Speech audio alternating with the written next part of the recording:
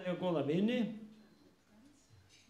og Jesús hann sagði að við værum vinir hans og vinir þínir geta klappað þér á öxlina en það er enginn nema Jesús sem getur virkilega svona strokið þér hjartað og það er hann sem er græðari og huggari sálar okkar og hann einn í raun og veru getur gert það sem að enginn sálfræðingur, geðlæknir, hvað þú kallar það getur gert, hann getur gefið okkur vonina á lífið aftur höfum við mistana vegna þess að hann er skapari og hann veit hvað allt snýst og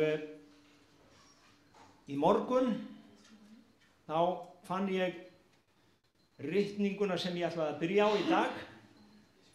Ég kann ekki að gera eins og allir hinir að undirbúa þetta mörgum dögum fyrr. Það verður alltaf að vera bara, og það er í Sálmi 118, vers 24. Ég var búinn að undirbúa miðjun á ræðinni í gær. Þannig að í morgun kom byrjunin og endurinn. Og svo er bara að sjá hvað Guð vill við okkur tala. Halleluja, Guð er góður. Og það segir í Sálmi 118, vers 24, þetta er dagurinn sem Drottinn hefur gjört, fögnum og verum glaðir á honum. Þetta er dagurinn. Við eigum söng. Daginn í dag gjörði Drottinn Guð. Þetta er dagurinn. Og þetta er upprísudagur í Jesú Krist. Og ég ætla að koma að því hér. Steinninn, vers 22. Steinninn sem smiðirnir höfnuðu er orðinn að hyrningarsteini. Steinninn sem smiðirnir höfnuðu er orðinn að hyrningarsteini. Amen. Það er dagurinn sem Drottinn gerði. Upprísudagur Jesú Krist. Dagur hins nýja sáttmála. Já, en Kristinn, þetta stendur í Sálmunum, hvernig veistu að þetta er rétt? Það eru 1, 2, 3, 4 aðrar ritningar sem segja nákvæmlega hið sama. Og ein er í Jesaja 28:16, önnur í Sakaría 4:7, síðan er það Postulasagan 4:11 þar sem Pétur er nýbúinn að lækna mann og hann segir, mér finnst það alveg bara frábært hjá Pétri, hann segir 4:11 Postulasagan,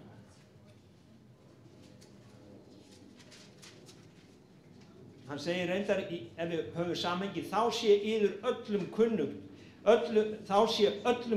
öllum Ísraels líð, að í nafni Jesú Krist frá Nasaret, þess er þér krossfestið, en Guð uppvakti frá dauðum, í hans nafni stendur þessi maður heilbrigður fyrir yðar augum.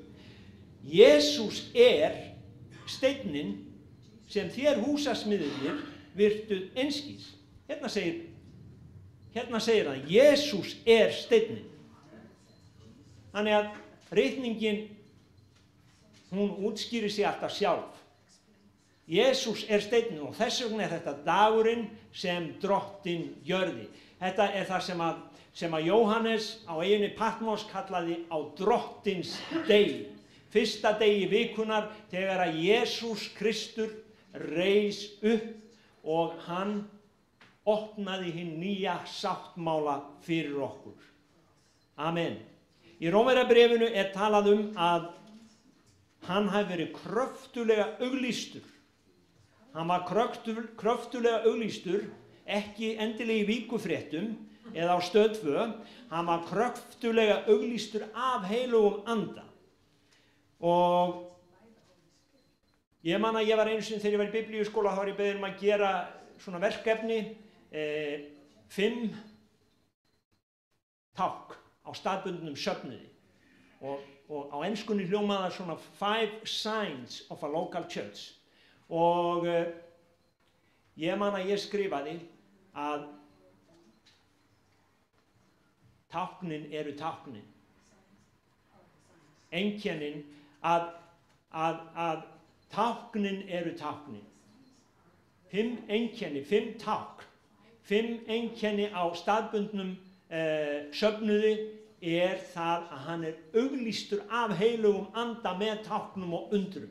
Það var fyrsta og það var þannig sem að Guð auglýsti Jesú, hann segir, að með anda heilagangs með krafti auglýstur að vera sonur Guðs fyrir upprissu frá dauðum. Fyrir upprissu frá dauðum.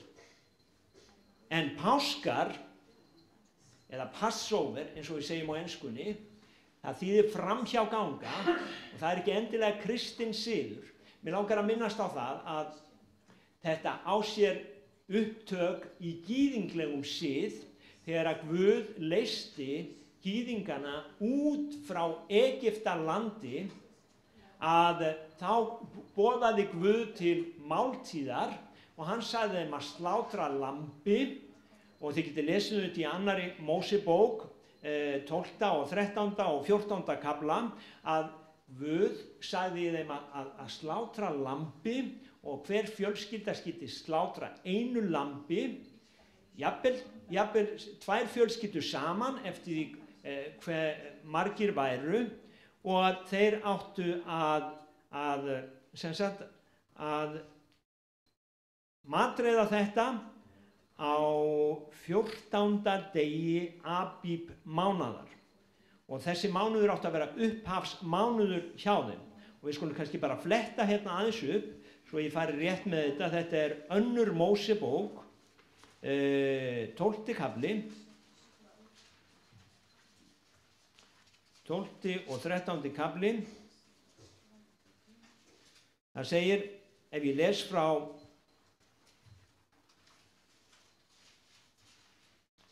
lesa hérna nokkur vers, það segir frá versi 3, talið til alls safnaðar Ísraels manna og segir, á 10. degi þessa mánaðar skal hver húsbóndi taka lamb fyrir fjölskyldu sína, 1 lamb fyrir hvert heimili, en sé 1 lamb og mikið fyrir heimilið, þá taki hann og granni hans á en næstur honum býr lamb saman eftir tölu heimilismanna. Eftir því sem hver etur skulu þér ætla á lambið. Lambið skal vera gallalaust. Hérna sjáum við táknræna merkingu. Hrútlamb, vetragamalt og má vera hvort sem vill ásauðalamb eða hafurkið, þér skulu varveita það til hins 14. dags þessa mánaðar. Þá skal öll samkoma Ísraelssafnaðar slátra því sólsetur. Þá skulu þeir taka nokkuð af blóðinu, ríða því á báða dyrastafi og dyratré húsa þeirra þar sem þeir eta lambið. Sömu nóttina skulu þeir eta kjöti steikt við eld. Svo skulum við fara hérna í vers 11. Þannig skulu þér neyta þess, þér skulu vera girtir lendariðar, hafa skó á fótum og stafi í höndum, þér skulu eta það í flýti, það eru páskar drottins. Því að þessa sömu nótt vil ég fara Egyptaland, deyða alla frumburði í Egyptalandi, bæði menn og fénað. Refsidóma vil ég láta koma fram á öllum goðum Egyptalands, ég er drottin. Blóði skal vera yður tákna á þeim húsum þar sem þér eru. Ég sé blóðið, mun ég ganga framhjá yður. Þess vegna köllum við það framhjágöngu, af því að drottin gekk framhjá. Drottin var að fara að dæma þjóð og hann bauð öllum sem vildu í raun og veru að koma og þeir gátu fengið náðun með því að koma, sem sagt þiggja lambið, að eta af lambinu og rjóða blóðinu á dyrastafi sína. En hérna sjáum við að þeir voru ferðbúnir vegna þess að þeir voru að fara burt úr Egyptalandi. Og það er líka táknræn merking að þegar við tökum á móti Jesú þá förum við burt úr okkar Egyptalandi. Ég sé blóði mun ég ganga fram hjá yður. Svo segir hann í versi 14, þessi dagur skal vera yður endurminningadagur, þér skulu halda hann eftir sem hátíð drottins, kynslóð eftir kynslóð skulu þér halda hann hátíðlegan allt eftir ævarandi lögmáli. Og við sjáum að gyðingarnir halda ennþá páska í dag. En við kristnir menn, við höldum páska líka af því að okkar lamb er Jesús Kristur. Í Jóhannesar Guðspjalli 1:29 að þar segir Jóhannes skýrari, sjá lamb Guðs ber synd heimsins. Þannig að Jóhannes, hann talaði spámanlega og sagði að Jesús væri lamb Guðs. Gyðingarnir slátruðu lambi og Guð leysti þá, en Jesús, hann gaf líf sitt og leysti okkur frá syndum okkar. Nú, það voru lög í 3. Mósebók sjáum við að það voru lög páskahald. Gyðingar áttu að halda páska alltaf einu sinni á ári og þau gerðu það og gera enn þann dag í dag. Og við sjáum að á dögum Jesú að þá komu lærisveinarnir til hans og spurðu hann hvar þeir ættu að hafa páskamáltíðina. Þannig að þessi gyðinglegi siður var enn til staðar á dögum Jesú. Og við lesum það í Markús 14:12. Hvar eigum við að borða páskamáltíðina? Nú í 3. Mósebók sagði ég að þá sjáum við í 23. kaflanum að páskar eru ein af löghátíðum gyðinga. Það voru fleiri löghátíðir gyðingar eins og viknahátíðin sem við köllum hvítasunnu, laufskálahátíðin, það var frumgróðahátíðin og þannig að páskar voru ein af hátíðum gyðingar. Þannig ég vildi bara segja þetta til þess að við margir sem að byrja að lesa biblíuna, þeir, fyrsta lagi páskaegg og svo Jesús, hann dó á páskunum.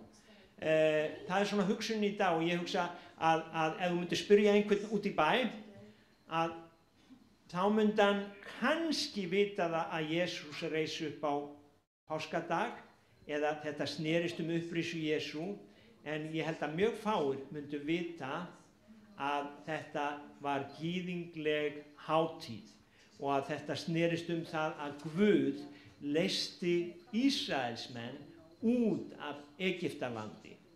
Og síðan áttu þeir að halda þessa hátíð sem minningarhátíð. Og ekki merkilegt að Páll segir okkur eftir Jesú Kristi að við eigum líka að drekka í hans minningu. Alltaf að þegar við brjótum brauðið, þjóðkirkjan kallar það altarisgöngu, við köllum það brauðsbrotningu, þegar við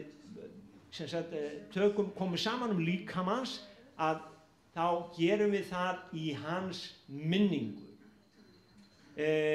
Guð vildi að Ísraelsmenn þeir myndu muna það hvar þeir voru og hvernig hann hefði leyst þá.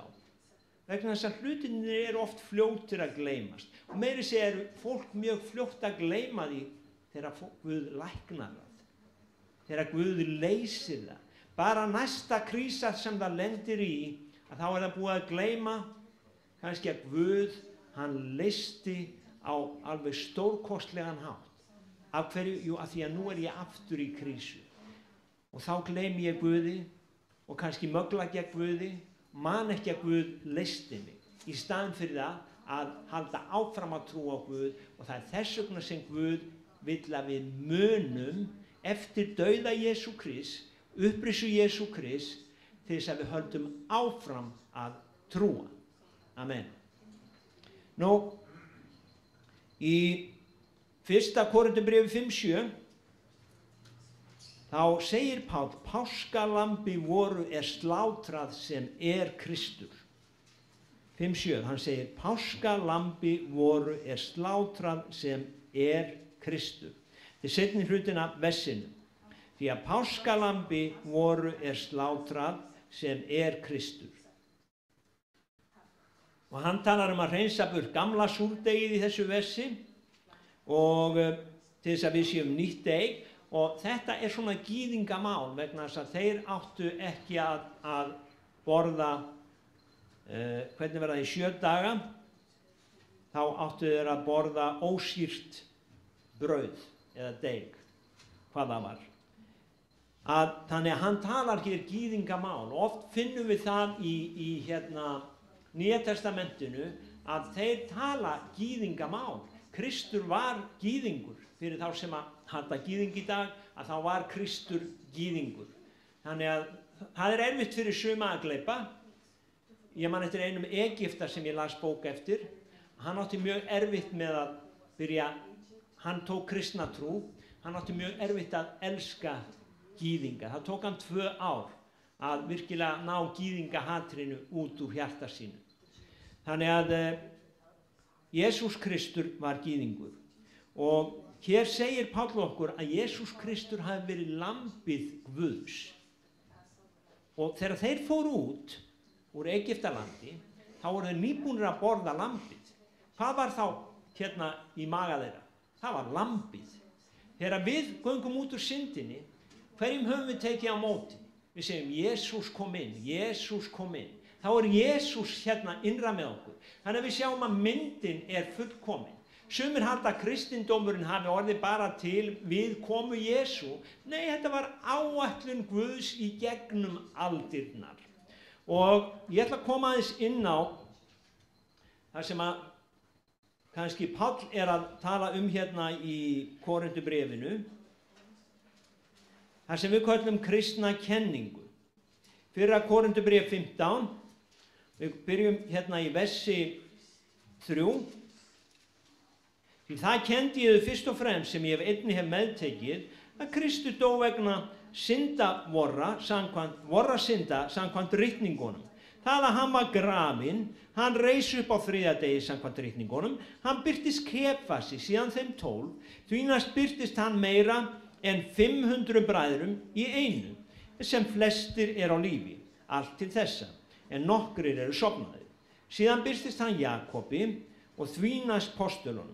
Og hér er Páll að skrifa, og hér er hann að skrifa sennilega 30-40 árum eftir að Kristur er upprisinn, og hann er að segja að Kristur hafi birst 500 mönnum, og hann er að segja að sumir þeirra eru ennþá á lífi, sumir eru dánir, sumir eru á lífi. Hugsið ykkur að þetta var vottfest að það voru 500 menn og mann sem höfðu séð Jesú lifandi fyrir utan postulana, og síðan hafði hann birst Páli postula eftir upprisuna. Hann kom aftur og birti opinberaði sig Páli postula eða Sáli. Þannig að þetta er atburður. Mér finnst svo gaman að bera þetta sem þegar ég er að horfa á svona, og ég var að tala, nú er verið að tala við ungt fólk sem er í háskóla og það er að segja mér, já afi, en þú veist ekki hvað vísindamennirnir sko, og ég segi já, og hvað segja þeir og hvernig er þetta? Þeir eru búin að staðfesta þróunarkenningu Darwins og ég segi já, hvernig? Já, bara þeir eru búnir að því. Málið er það að fólk er svo auðtrúa, það segir án þess að skilja að þetta segir mér að þetta sé of flókið fyrir okkur að skilja, en vísindamennirnir, þeir vita þetta og þeir eru búin að staðfesta þetta með ákveðinu. Þeir eru búin að finna steingervinga og þeir eru búin að finna þetta og þeir eru búin að finna hitt og hvernig hafa þeir aldursgreint þessa steingervinga? Jú, með ákveðinni formúlu. Og ég þekki prófessor í Tulsa sem er mikið inn í þessum málum, og hann segir mér að þessi formúla er svo langt frá því að vera óskeikul, vegna þess að hún hefur verið sönnuð að vera skeikul. Þegar eldfjalli Mount Helen gaus, þá var þessi formúla notuð á grjót úr fjallinu sem var 20 daga gamalt þá, og það var mælt 1000 eða 2000 ára gamalt með þessari formúlu. Þannig að þá sjáum við nú blessaða vísindamennina. En hérna höfum við skráðar heimildir, hérna höfum við sjónarvotta, og fólk segir, þessi gamla bók, þessi gamla vitleysa. Ég trúi miklu frekar vísindamönnunum. En sjáu þið, hugvísindi og raunvísindi er tvennt ólíkt. Og getgátu vísindi sem byggir á ákveðnum forsendum sem þú gefur þér, það er annað heldur en 2 + 2 sem er sannað. Ég er ekki á móti vísindum, vegna þess að vísindin hafa komið okkur á þann stað sem við erum, tæknin og allt þetta, en það eru til hlutir sem að við stoppum alltaf á því að trúa. Við verðum bara að trúa. Og ef þú ætlar að segja þróunarkenning Darwins sé sönn, þá verður að trúa því, vegna þess að hún er ekki sönnuð. Hún er ekki sönnuð. Og það er engin vitni þar. Hérna eru 500 vitni + 12 + 1, vegna þess að upprisu Jesú Krists. Og meir en það að bókin í 4000 árum á undan talar komu Jesú Krists. Þannig að erfitt að trúa? Nei, það ekki erfitt að trúa.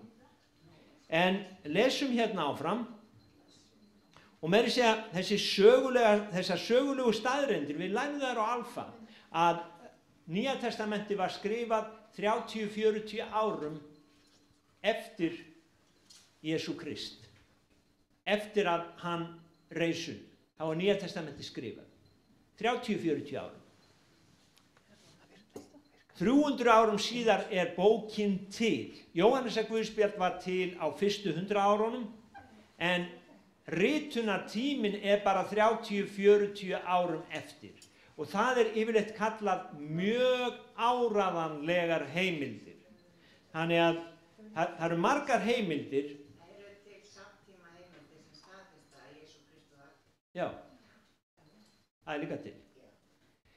Það eru líka til aðrar heimildir sem staðfesta, eins og hún segir, að Jesús Kristur hafi verið til. En Nýja testamentið, ég man ekki hvað voru til mörg, það voru heldur til 5000 eintök. Og síðan núna 1948 þá fundu þeir handrit sem heita Qumran handrit, sem fullt af handritum og þar á meðal 66 Jesaja handrit, orginal. Og þið getið rétt ímyndað eitthvað hvað þið voru spenntir að bera það saman við þann Jesaja sem við höfum í dag. Og það var bara nákvæmlega eins. Og Jesaja var uppi hvað 700-800 árum fyrir Krist. Ég man það ekki, það eitthvað á því bili. En þannig að við höfum mjög góðar sögulegar ritaðar heimildir fyrir því sem við erum að tala Nú, ef við komum aðeins að öðru atriði og það upprisan. Ef við lesum frá versi 12 í 15. kaflanum, ef nú predikað að Kristus sé upprisin frá dauðum, hvernig geta þá nokkrir yðar sagt að dauðir rísi ekki upp? Ef ekki til upprisa, þá Kristur ekki heldur upprisin. Hér Páll að tala inn í sinn samtíma.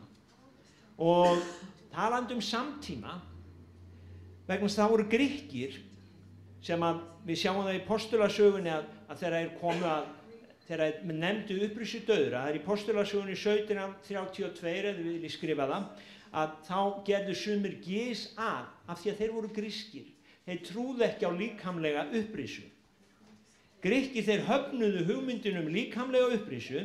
Þeir trúðu að líkaminn væri hindrun fyrir hina ódauðlegu sál. Svona svolítið New Age þess tíma. Og þess vegna, til að ná til hins góða, krafðist sálin þess að fá að losna frá líkamanum. Sálin þurfti að losna frá líkamanum til þess að þeir gætu sameinast sínum Guði. Þetta var svona grísk heimspeki. Og það sem mér finnst svo gaman í dag, að hlusta á vantrúamennina, þeir halda alltaf að þeir sé að finna upp eitthvað nýtt. Og fólk alltaf að tala okkar kenning sig gömul. En vitið að þeirra kenningar eru alveg jafn gamlar. Þetta var allt til á þeim tíma. Öll þessi hugsun og hugmyndafræði sem vantrú.is með, hún var til á þessum tíma. Það var bara greek.is eða .org eða hvað það var. Að þetta grísk heimspeki sem í lausu lofti, trúir á það að heimurinn hafi orðið til fyrir sprengingu. Ég segi alltaf, hvers vegna kviknar ekki lífið alla þessar sprengingar í dag, af hverju fólk að deyja? Mér finnst þetta bara svo fyrirgefiði, og ég veit að sumir myndu setja onni við mig og segja að þetta öðruvísi sprenging, sko, því hún fyrir 4 billjónum ára. Og þetta var svona í himingeimnum, og þannig að það var engin nálægur og þess vegna var allt lífið til. Ég veit það ekki, en 4 billjón ár eða bara 2000 ár, af hverju ekki hægt að trúa því sem gerðist fyrir 2000 árum ef við trúum því sem gerðist fyrir 4 billjónum ára? Það eins og maðurinn sagði, common sense, hann lést af slysförum. Hann dáinn. Vegna þess að trúin okkar, hún fyrirgefðu Dóris, meikar alveg common sense. Hún stenst alveg það að vera athuguð af skynsemi með rökrænni hugsun. Ef við lesum svo hérna áfram, ef ekki til upprisa dauðra, ok, það eru sumir sem að hafna því enn þann dag í dag, þeir segja þetta sé bara búið þegar við förum hérna, eða þegar við yfirgefum líkamann, þá Kristur ekki heldur upprisin. En ef Kristur ekki upprisin, þá ónýt predikum vor, ónýt líka trúiðar. Við reynumst þá vera ljúgvottar Guð, þar sem við höfum vitnað að Guð, hann hafi uppvækið Krist, sem hann hefur ekki uppvækið, svo framalega sem dauðir rísa ekki upp. Því ef dauðir rísa ekki upp, Kristur ekki heldur upprisin. En ef Kristur ekki upprisin, trúiðar fánýt, þér eru þá enn í syndum yðar. Og þá einnig þeir sem sofnaðir í trú á Krist glataðir. En ef von vor til kristna aðeins til þessa lífs, þá erum við umgunarverðastir allra manna. Hérna Páll svona rökræða, sennilega við sjálfan sig, og við þá sem í kringum hann voru, upprisuna. Og hann klikkir út með þessu, ef von vor til kristna aðeins til þessa lífs, þá erum við umgunarverðastir allra manna. Trúin á Jesú Krist, hún hefur eilífðargildi, hún trú á eilífðina. Hún segir okkur að við munum vera með Kristi alla tíma, alla daga. Að það eitthvað sem aldrei endar. Og það erfitt fyrir okkur að skilja það. Þannig að trúin án upprisu engin trú, segir Páll. Sumir segist vera kristnir og trú ekki á líf eftir þetta líf. Það mjög einkennilegt. Sumir segist vera kristnir og trú ekki á sköpun. Það líka mjög einkennilegt.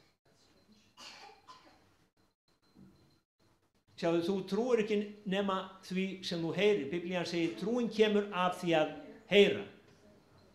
Þannig að sumir telja sig trúa án þess að hafa heyrt. Aðrir trúa ekki að þeir hafa aldrei heyrt. Það meikar sens. En að trúa ekki og hafa heyrt, það val. En það sem Páll að kenna okkur hérna, ef von vor til kristna aðeins til þessa lífs, þá erum við umgunarverðastir allra manna. En svo segir hann, nú Kristur upprisinn frá dauðum, sem frumgróður þeirra sem sofnaðir eru. Hann upprisinn. Hann upprisinn og hann birtist Páli, hann birtist 500 mönnum, hann birtist öllum postulunum og hann ennþá að opinberast fólki í dag. Það eru hundruður og þúsundir múslima sem hafa upplifað það að Jesús Kristur hefur birst þeim. Hann hefur birst þeim. Maðurinn í hvítu fötum. Maðurinn í hvítu fötum. Af hverju? Jú, af því að þá hungrar eftir Guði. Þeir eru að leita Guði. Þannig að Jesús, hann hefur ennþá og ennþá að opinberast fólki.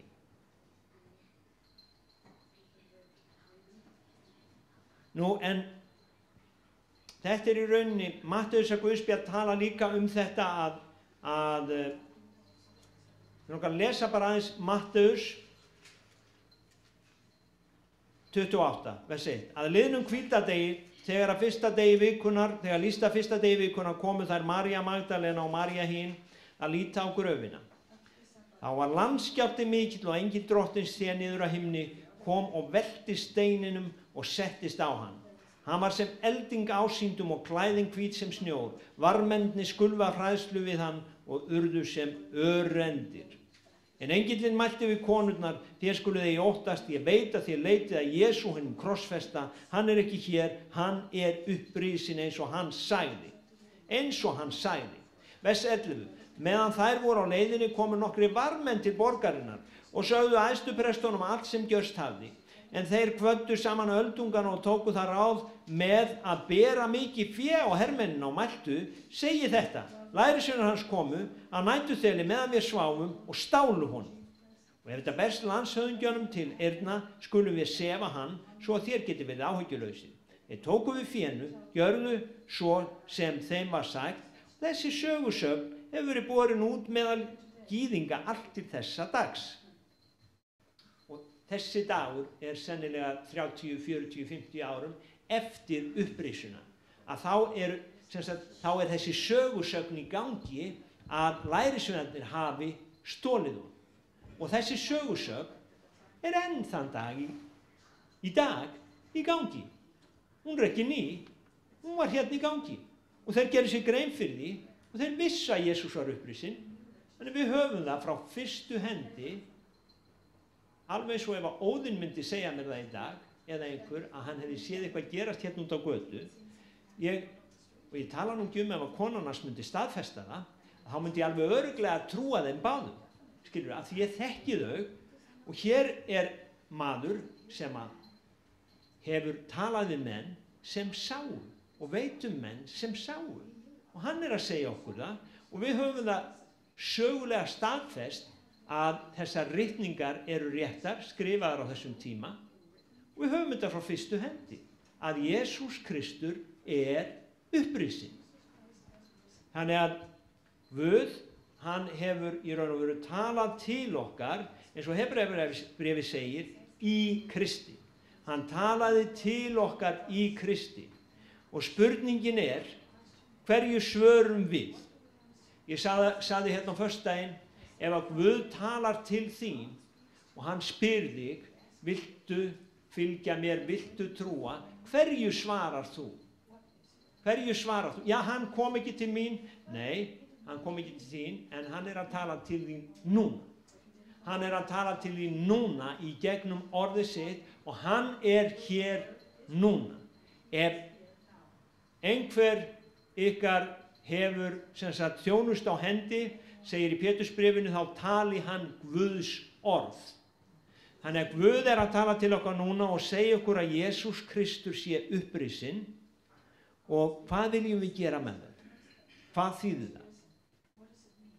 Það þýðir það að það komi nýtt ríki.